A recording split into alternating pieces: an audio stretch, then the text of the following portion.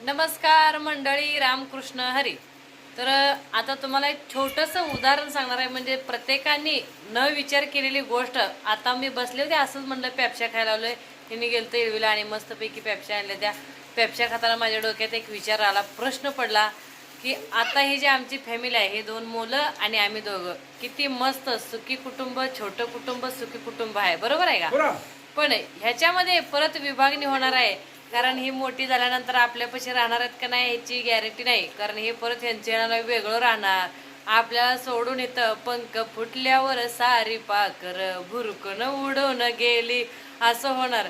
ह्याच्यावर आपण कधी विचार करतो का हो? नाही ना. या मुलांना आपण किती जीवापाड प्रेम करत असतो. यांना जे आहे ते आपल्याबरोबर सगळ्या गोष्टीचा आनंद त्यांना आपण देत असतो. पण ते परत आपल्याला देतील का? अजिबात नाही. त्यामुळं जोपर्यंत आपण आहे तोपर्यंत मस्त राहा.